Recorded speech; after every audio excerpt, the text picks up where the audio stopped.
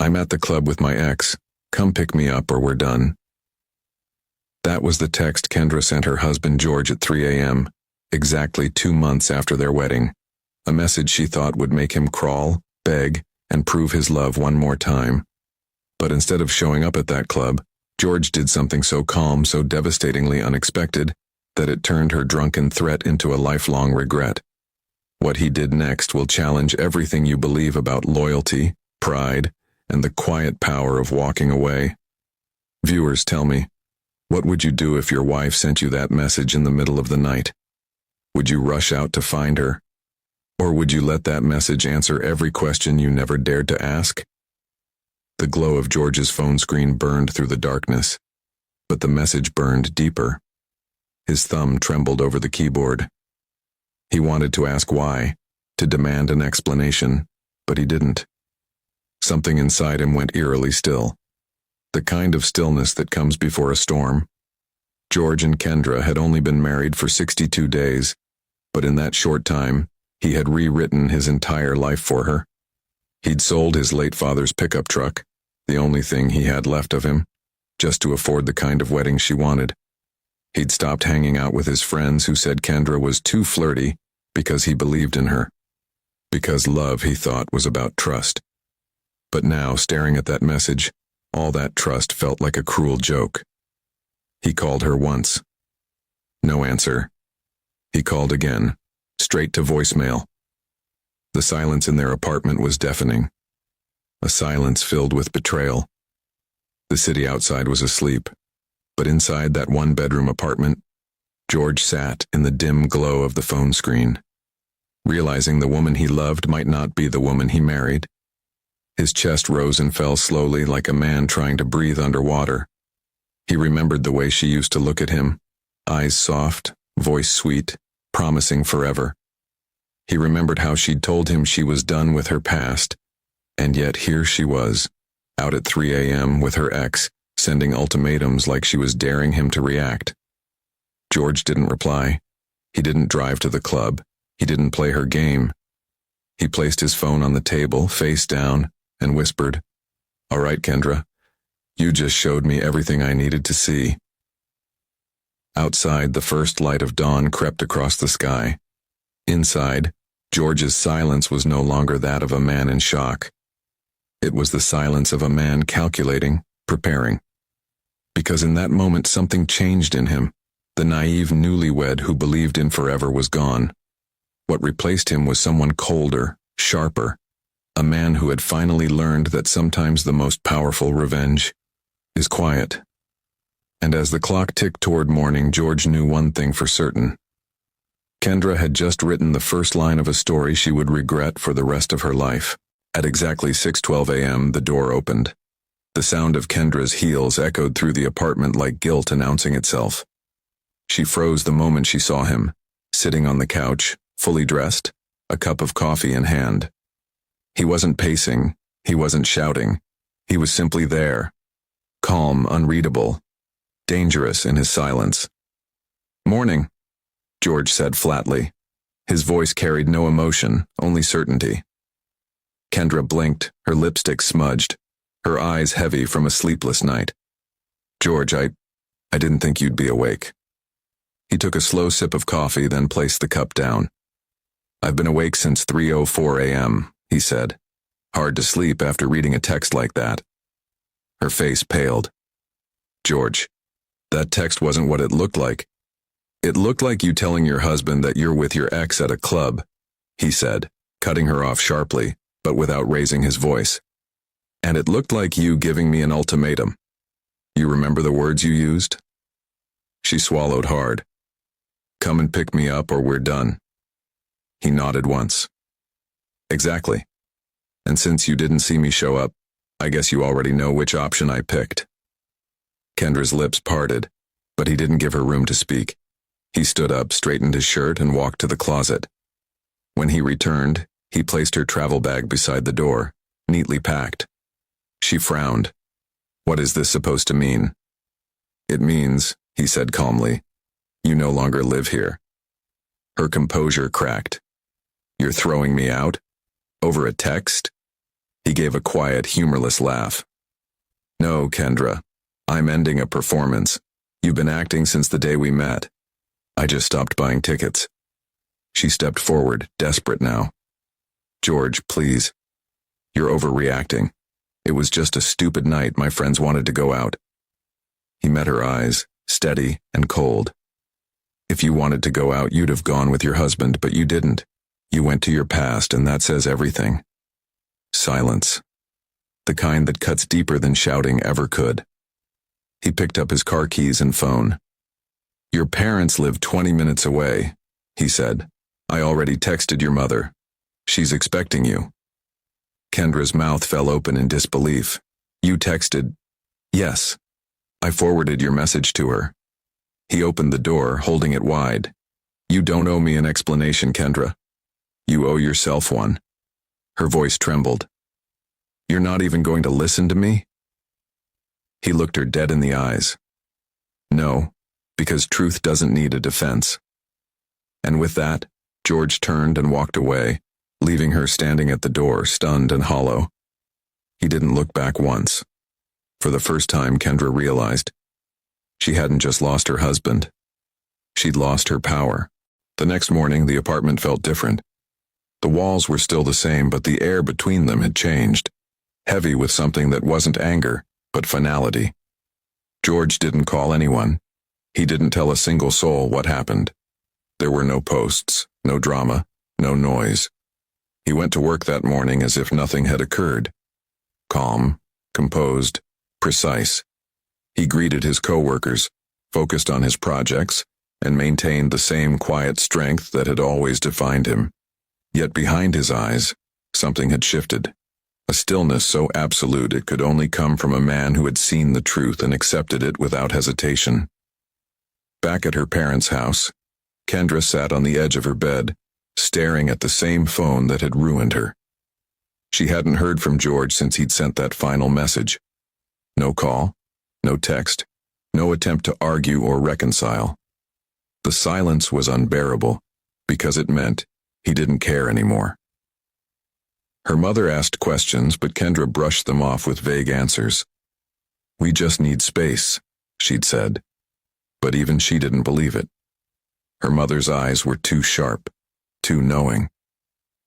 That night, Kendra scrolled through her phone, looking at old photos, their wedding, their honeymoon, the small smiles that once felt real. She remembered how proud George had been when they signed their marriage certificate, how he'd called her his piece. Now that piece was gone, and she was the reason.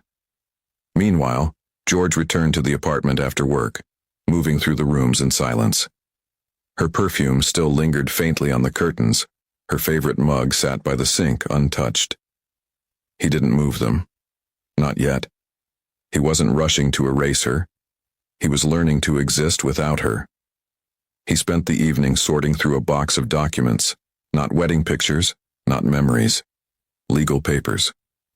Quietly, he placed her belongings in storage containers, labeling each one carefully. No rage, no destruction, just order. He opened his laptop, typed steadily, and scheduled an appointment with his lawyer. The subject line was simple. Consultation, dissolution of marriage. Across town, Kendra sent a message at 10:43 p.m. George, please, can we talk? He saw it, he read it, and he left it on read. Because George had learned something powerful. Silence speaks louder than anger. And his silence was saying, you're not worth my pain. Over the next few days, he began sleeping better. He cooked for himself, opened the blinds again, even listened to music. The weight that had sat on his chest for months was gone. Kendra, on the other hand, couldn't sleep at all. Every quiet hour was a mirror, reflecting the truth she couldn't face, that the man who once adored her no longer even thought of her, and that kind of loss only cuts deeper than hate ever could. On Wednesday morning, 3 days after Kendra walked out, George stood in front of his bathroom mirror, buttoning his shirt. His reflection didn't look broken. It looked focused. The sadness was gone. In its place was calm, unshakable purpose. He brewed his coffee, the same routine he'd kept for years. But this time there was something different about it. It wasn't ritual, it was clarity. Each motion, each sip, was deliberate. He was reclaiming his life piece by piece. At 9:30 a.m., George walked into a law office downtown. The receptionist smiled politely. "Good morning. Do you have an appointment?" "Yes," he said. "George Wilson. Divorce consultation." He said the word divorce with the ease of someone who had already made peace with it.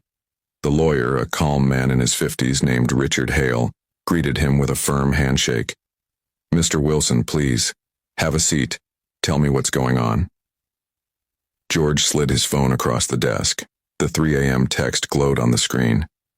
"That," he said simply, "is all you need to know." Richard scanned the message and nodded slowly. "I've seen this before," he said. "But not everyone handles it like this. You're remarkably composed." George's tone was steady. "Because anger gives her relevance. I'm done giving her anything. Not my time, not my voice, not my peace." The lawyer studied him for a moment, then leaned back. "You'll be filing under marital misconduct, the evidence is clear. With your short marriage, no children, and her admission, you'll keep everything." George nodded once. "That's what I want. No property split, no alimony. I worked for everything I have, and I'm not financing her choices." They discussed the paperwork, the signatures, the process. George listened carefully, asked precise questions, and signed each page without hesitation. By noon, it was done. The divorce papers were officially filed.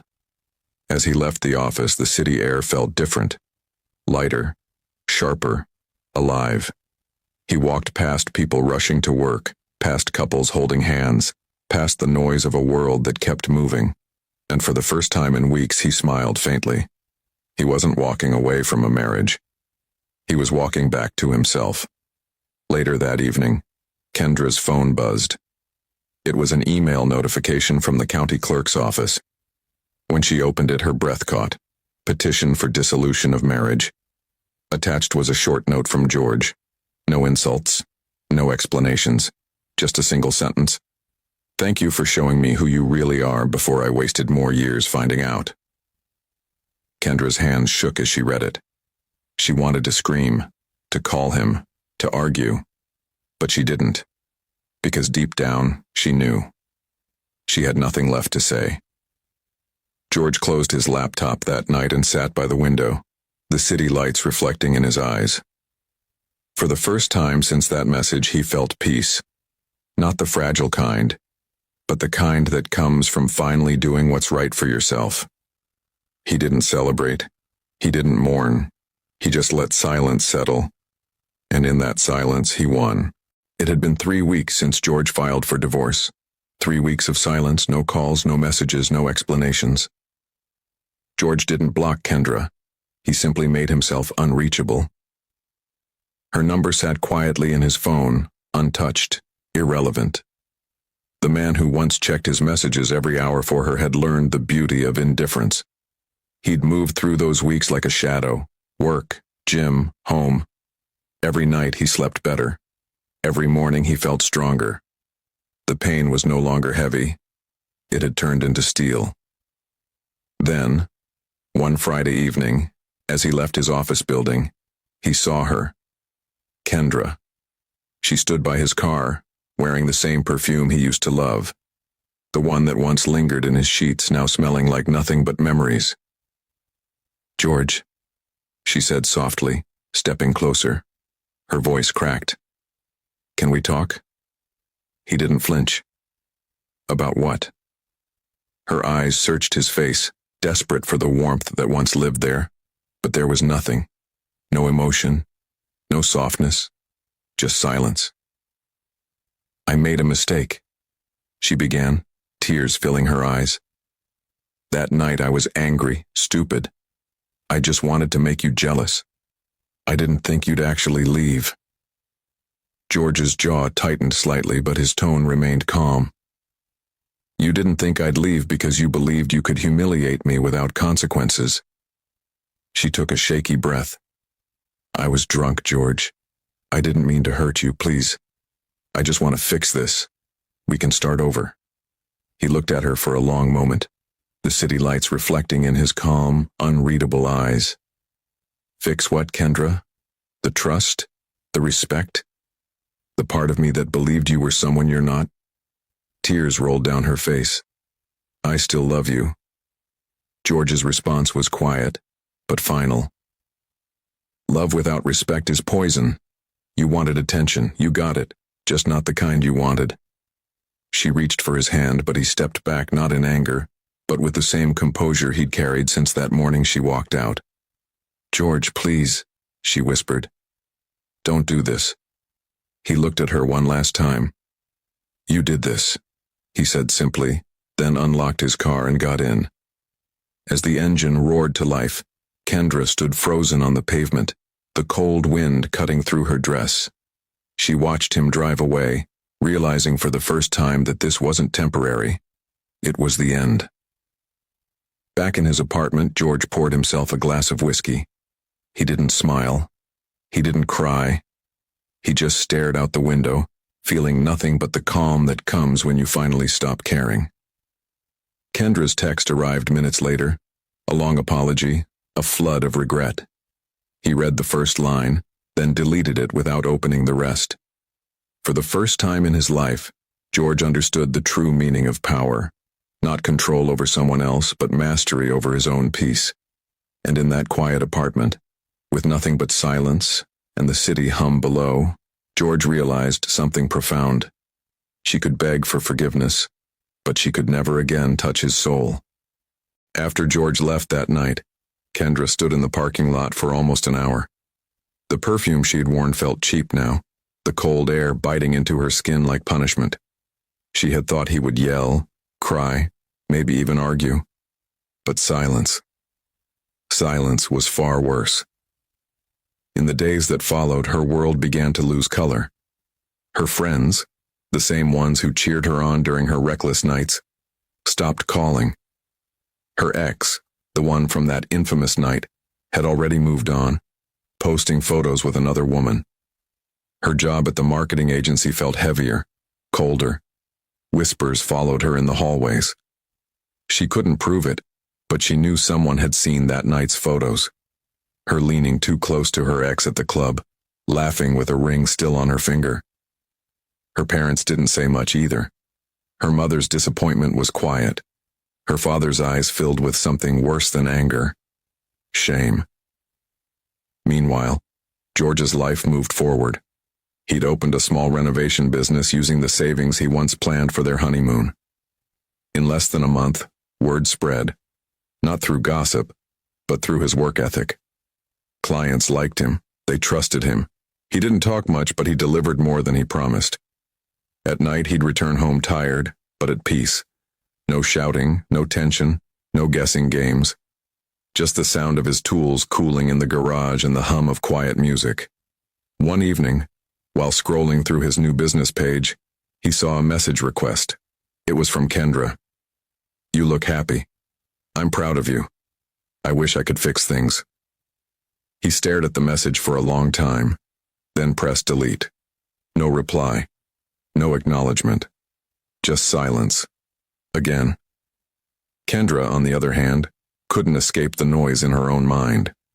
She'd wake up at 2 a.m., replaying the moment she sent that text. I'm at the club with my ex. Come pick me up or we're done. The words that once felt like a childish dare now echoed like a curse. Sometimes she'd drive past the house they once shared, parking a few meters away, watching the lights through the curtains. Once she saw George through the window, laughing with someone, maybe a client, maybe a friend. But that brief smile tore through her like glass. He looked lighter, freer. And for the first time, Kendra realized the real tragedy wasn't losing George. It was losing the version of herself that he made better. She had mistaken his love for weakness. She had mistaken his silence for submission. But now, seeing him rebuild without her, she finally understood the truth. George's calm was never weakness. It was control. And she had gambled it all away. By the time her divorce papers arrived in the mail, she didn't even cry. She just sat at her kitchen table, staring at her reflection in the dark window. The reflection of a woman who had everything and lost it. Not because someone betrayed her, but because she betrayed herself.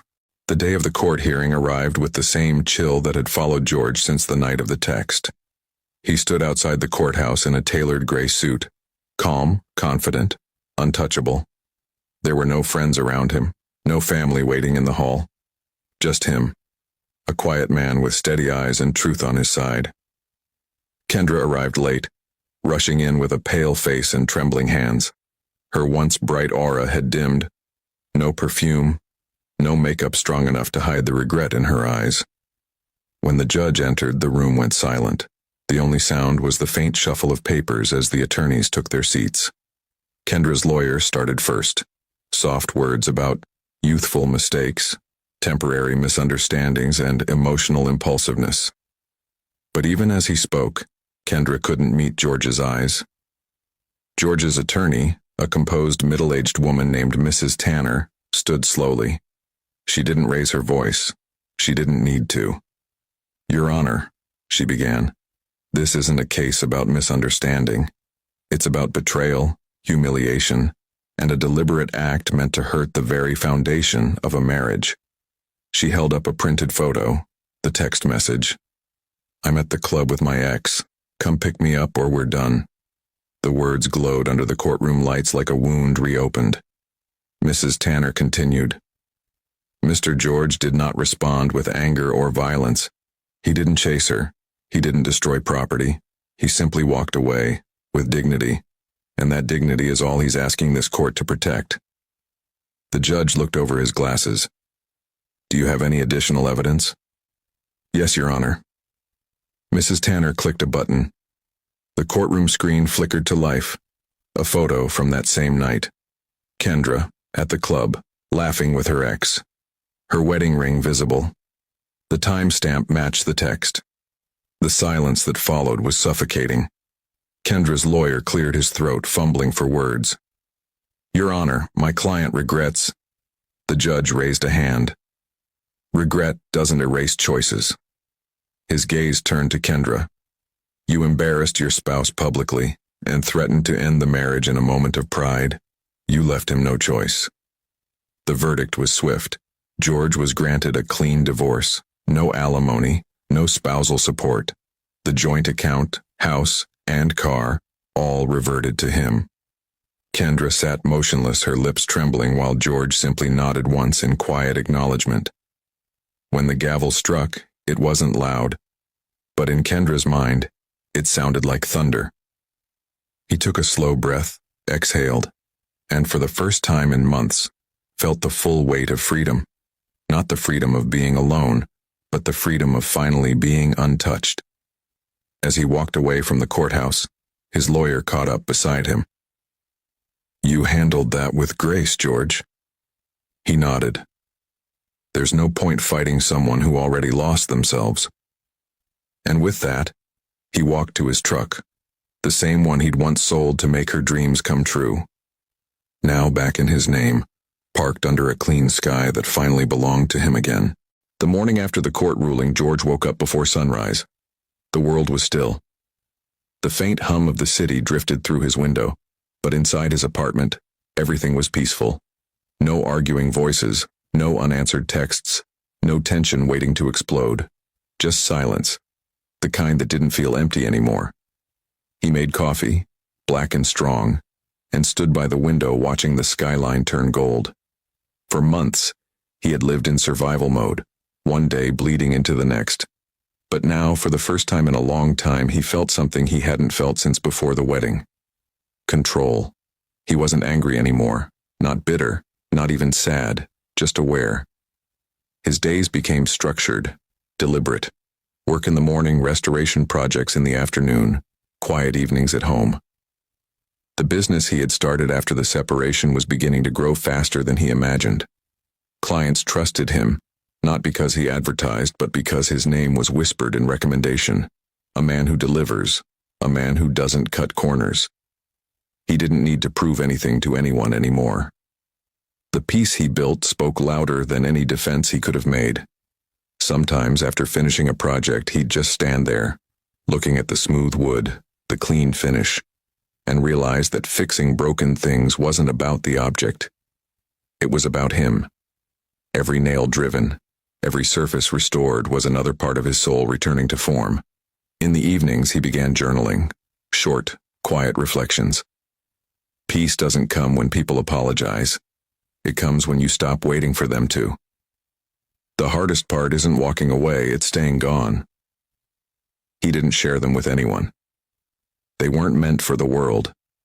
They were reminders, truths carved from scars. He reconnected with old friends, the kind he had distanced himself from during the marriage. They noticed the difference in him. Not a broken man, not a victim, but someone sharper, more grounded. "Man, you look good," one of them said over dinner one night. "You look like you found yourself again." George smiled faintly. "Maybe I just stopped losing myself to the wrong things." He didn't talk about the past. Not because it hurt, but because it no longer defined him. Every now and then, when loneliness brushed against him, he didn't fight it. He let it pass, knowing peace wasn't about having someone beside him. It was about being whole by himself. His home was quiet, but it was honest. His life was simple, but it was his again. And as he sat one night, tools packed away, a soft rain tapping against the window, George finally understood. Revenge had never been his victory. His freedom was. The kind of freedom that comes when a man loses everything that was false and finally stands alone with everything that's real. Months passed, seasons changed, and the world and its quiet rhythm moved on. But George didn't rush anymore. He had learned the art of stillness, the ability to exist without needing noise, validation, or anyone's approval. His life now was a reflection of peace earned through fire. He'd rise early each morning, his routine steady and deliberate, a man no longer living to please, but to build. He had expanded his renovation business, taken on new clients, even hired a small team of young apprentices who admired his patience and discipline. To them, he wasn't just a boss. He was an example. He taught them things beyond wood and steel, lessons about control, self-respect, and silence. "Never let anger build your decisions," he told them one evening. "The loudest man in the room is usually the weakest." They nodded, listening, though none of them knew how deeply those words had been carved from experience. At home, his walls were bare, not empty, but intentional. The photographs from his marriage were gone, replaced with framed sketches of designs he'd created himself. The past no longer hung over him. It was buried beneath layers of growth. One evening, after a long day, he sat outside on his porch. The air smelled of rain, and the sky burned orange over the horizon. In his hand was a cup of black coffee, his quiet companion. He thought about everything that had happened, the love, the betrayal, the silence that followed. And instead of anger, what filled him was gratitude. Not for the pain itself, but for what it taught him. He had discovered something rare, that real strength isn't in revenge or in proving people wrong. It's in mastering yourself when everything inside you wants to break. He whispered to the air, almost like a prayer. "Thank you for leaving when you did." Not to anyone in particular, but to the past, to the storm that forced him to rebuild. The street was quiet. A few lights flickered on in neighboring houses. Somewhere in the distance, a train horn echoed, a reminder that life, no matter what happens, keeps moving forward. George smiled faintly. He didn't need closure from anyone else anymore. The peace he carried was the only closure that mattered. And as he sat there in that perfect silence, he realized something profound. Sometimes God doesn't punish people by taking things away. He saves you by making them leave. He leaned back, the night settling around him, the sound of distant thunder rolling softly in the background. Tomorrow would be another day, another build, another sunrise. But this time, he would meet it as a man who had already won. Not because he fought harder, but because he learned how to walk away without looking back.